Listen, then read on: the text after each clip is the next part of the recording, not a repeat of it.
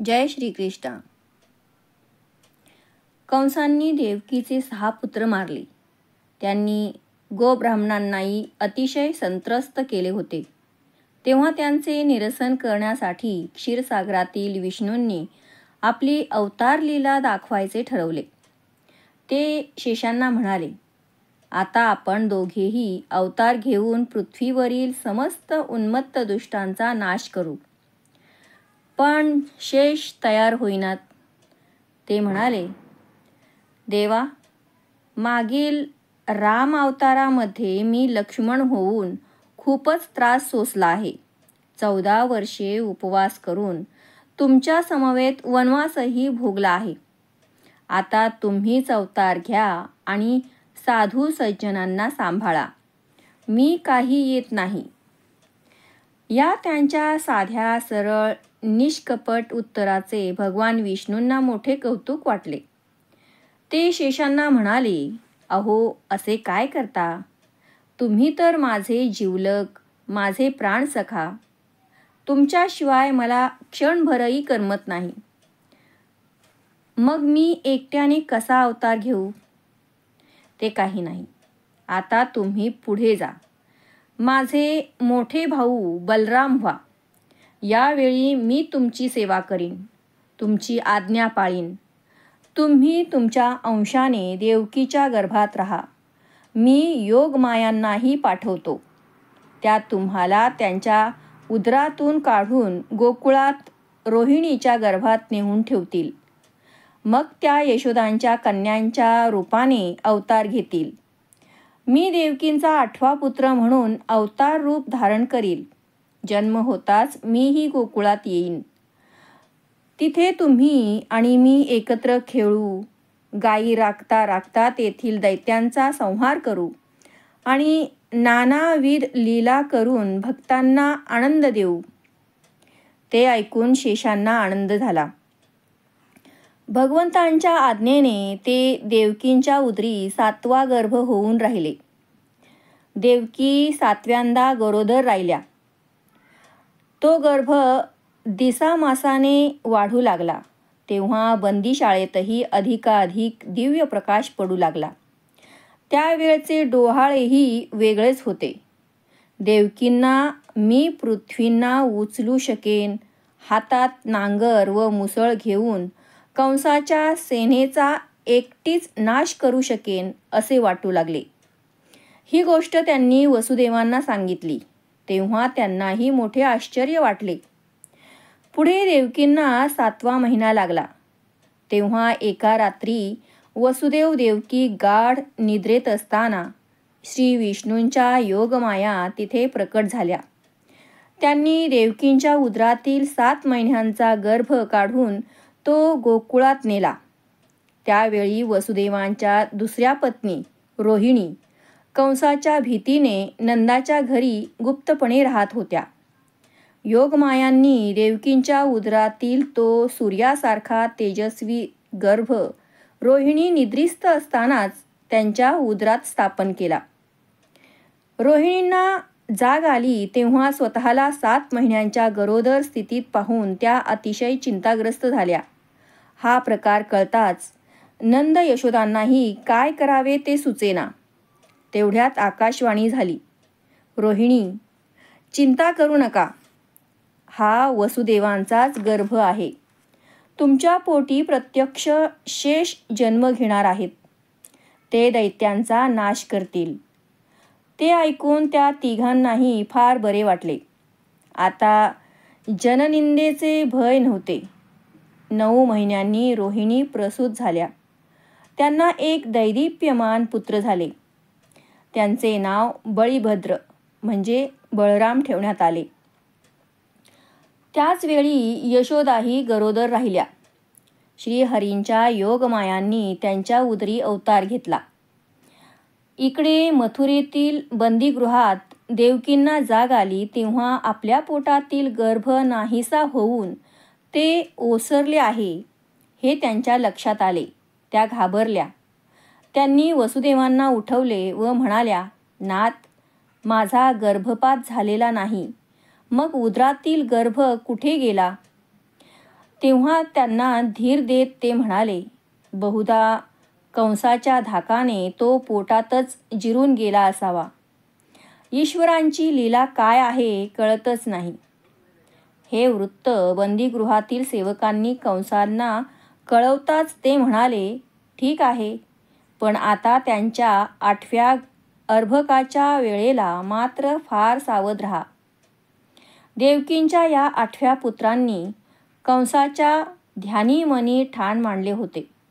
त्यांना जागृती, स्वप्नी, सुषुप्तीच तसेच जळी, स्थळी, काष्टी, पाषाणी केवळ तेच दिसायचे. अशा प्रकारे त्यांनी त्यांच्या जाणीवेत जणू स्वतःचेच साम्राज्य स्थापन केले होते. पुढे काही दिवसांनी श्रीहरी लक्ष्मींना म्हणाले, देवी, आता तुम्ही सुद्धा विदर्भ नरेश भीमक यांच्या कन्या म्हणून जन्म घ्या. त्याप्रमाणे त्याही नमस्कार करून निघाल्या. त्यानंतर देवकी 8व्यांदा गरोदर राहिल्या. तेव्हा त्या शेषशायी नारायणांनी मोठ्या कौतुकाने त्यांच्या उदरात प्रवेश केला. त्या गर्भारपणात त्यांना अपूर्व तेज प्राप्त झाले होते. त्यांना कसलीही भीती वा चिंता वाटत नव्हती. त्या सदोदित आनंदात असत. एकदा वसुदेव त्यांना म्हणाले, या 8व्यांची काय गत होणार आहे कळत नाही. यांचा घात करण्यासाठी कंस अक्षरशः टपून बसले आहेत. तेव्हा त्या दंड थोपटून व मोठ्याने गर्जना करून म्हणाल्या, मी कंसांना आपटून मारीन, भयंकर युद्ध करून दैत्यांचा संहार करीन, माझ्या भक्तांचा कैवार घेईन. मी याचसाठी पृथ्वीवर अवतरलो आहे. हे ऐकून वसुदेवांना चिंता वाटू लागली. ते म्हणाले, देवकी आता गप्प बसा पाहू. त्यावर त्या उसळून म्हणाल्या, कोण कुठल्या देवकी? मी तर सनातन परब्रह्म आहे. मी सर्वसाक्षी सर्वेश्वर आहे. मी प्रलय काळचा शासक आहे. मी मायेचा नियंता आहे. ते ऐकून आकाशातील देवांनी आनंदाने आणि उत्साहाने दुदुंभीचा प्रचंड निनाद केला. मग ब्रह्मदेवांसह ते सर्व देव गुप्त रूपाने बंदीशाळेत आले. त्यांनी देवकींना नमस्कार करून त्यांना एक प्रदक्षिणा घातली आणि त्यांच्या उदरातील नारायणांची स्तुती करून ते अंतर्धान पावले. आता भगवंत अवतार घेऊन दुष्टांचा नाश करणार म्हणून त्यांना अपार आनंद झाला होता.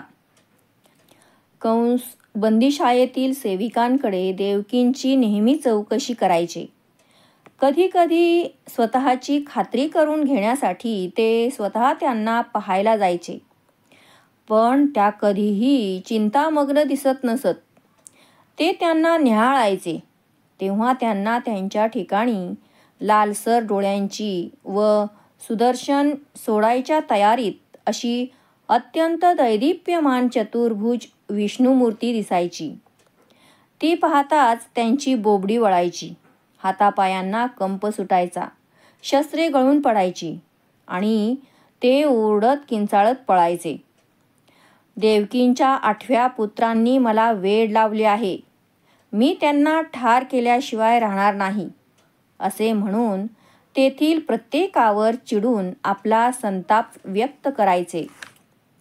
पुढे देवकींच्या गर्भारपणाचे दिवस भरत आले आणि श्रावण कृष्ण अष्टमीस बुधवारी मध्यरात्रीच्या सुमारास रोहिणी नक्षत्रावर पाऊस धोधो कोसळत असताना भगवान विष्णू 8 वर्षांच्या बालकांच्या रूपात देवकींसमोर साक्षात प्रकट झाले. ते अत्यंत देखणे आणि लोभस होते. ते येताच त्या ठिकाणी अद्भुत प्रकाश पडला. त्यांच्या तेजाने दशदिशा उजळल्या. त्यांचे दर्शन घेण्यासाठी आकाशात देवांनी गर्दी केली होती. त्यांनी आनंदाने पुष्पवृष्टी केली. त्यावेळी त्यांनी केलेल्या दुंदुभींच्या निनादाने अवघे आकाश दुमदुमले. ते घनसावळे रूप पाहून देवकींनी त्यांच्यावरून आपला जीवच ओवाळून टाकला. त्या म्हणाल्या, श्रीहरी, लोक तुम्हाला माझे पुत्र म्हणतील अशी कृपा करा. माझी एवढी हौस पुरवा. ते म्हणाले, ठीक आहे, मी तुमचा पुत्र होतो, पण तुम्ही मला त्वरित गोकुळात पाठवा. तिथे माझे प्राणप्रिय सखा शेष माझे थोरले बंधू म्हणून जन्माला आले आहेत. कालांतराने आम्ही दोघे तुमच्या भेटीस येऊ. त्यांनी त्यांच्याकडे पाहून मंदस्मित केले आणि दुसऱ्याच क्षणी नवजात शिशु झाले. भगवंतांच्या योगमायांमुळे तत्पूर्वी जे काही घडले याचे देवकींना विस्मरण झाले आणि ते शिशु आपल्याच पोटातून जन्मले आहे असे वाटले. त्या बाळांच्या आगमनाने त्या बंदीशाळेत दिव्य तेज पसरले होते. त्यांना पाहून त्या घाबरल्या. रात्रीचे 2 प्रहर झाले होते. त्यांनी वसुदेवांना उठवले व म्हणाल्या, नाथ, यांचे रडणे शिपायांनी ऐकले तर कंस धावत येतील, म्हणून त्वरा करा. यांना कुठेतरी लपवा. त्या बाळांच्या देखण्या रूपावरून वसुदेवांची दृष्टी बाजूला सरत नव्हती. त्यांना कवटाळून ते अगतिकतेने म्हणाले, देवकी, मी काय करू? यांना कुठे लपवू? त्या म्हणाल्या, घाबरू नका. या दिव्य बाळांना तुम्ही गोकुळात घेऊन जा. ते म्हणाले, हे कसे शक्य आहे? आपल्या पायांमध्ये बेड्या आहेत, द्वारांना मजबूत कड्या कुलपी आहेत, बाहेर प्रचंड बंदोबस्त आहे, पाऊस धोधो कोसळत आहे, यमुनेलाही पूर आला असेल. त्यांना पुढे बोलवेना. त्यांनी अश्रू भरल्या डोळ्यांनी त्या बाळांकडे पाहिले तर काय आश्चर्य! त्याच क्षणी त्यांच्या पायातील बेडी तुटली. जे श्रीकृष्णांना जवळ करतात त्यांचा भवबंध असाच तुटतो. बेडी तुटलेली पाहून वसुदेवांना धीर आला. त्यांनी बाळांना एका परडीत ठेवले, त्यांच्यावर आपला शेला पांघरला आणि त्यांना घेऊन गोकुळाकडे निघाले. देवकींनी त्यांचे बालमुख डोळे भरून पाहिले. त्यावेळी त्यांना रडू आवरत नव्हते, पण भावनाविवश होऊन चालणार नव्हते. त्यांनी महत्प्रयासाने स्वतःला आवरले आणि वसुदेवांना निरोप दिला. त्या बंदीखान्याला 4 दरवाजे होते. भगवंतांच्या योगशक्तीने त्यांची कड्याकुलपे निखळली आणि ते हळूच उघडले. पहारेकरीही गाढ झोपी गेले होते. आसपास कोणी नाही हे पाहून ते त्वरेने पुढे निघाले आणि आडमार्गाने यमुनेच्या रोखाने चालू लागले. त्यावेळी शेषांनी धाव घेतली आणि भगवंतावर आपली विशाल फणा उभारली. यमुनेला पूर आला होता. ती पार करून जाणे शक्यच नव्हते, म्हणून वसुदेव क्षणभर तिथेच थबकले. मग मनोमन धीर करून ते प्रवाहात शिरले. त्यावेळी पाणीही अधिकाधिक उसळत होते, कारण भगवत चरणांना स्पर्श करण्यासाठी यमुना उतावीळ झाली होती. पाणी वसुदेवांच्या गळ्यापर्यंत आले तेव्हा ते चिंताग्रस्त होऊन देवांचा धावा करू लागले. त्या समयी यमुनेचे मनोगत ओळखून लीलाविग्रही भगवंतांनी आपला उजवा पाय परडीतून बाहेर काढला आणि तिच्या पाण्याला स्पर्श केला. त्या कोमल चरणस्पर्शाने ती धन्य धन्य झाली, परमसुखाने सुखावली. त्याच क्षणी तिचे पाणी दुभंगले आणि तिने वसुदेवांना वाट करून दिली. त्यांनी ते पात्र त्वरेने पार केले आणि लगबगीने गोकुळातील नंदगवळ्याच्या घरी आले. योगायोगाने त्याच वेळी नंदपत्नी यशोदाही प्रसूत झाल्या होत्या.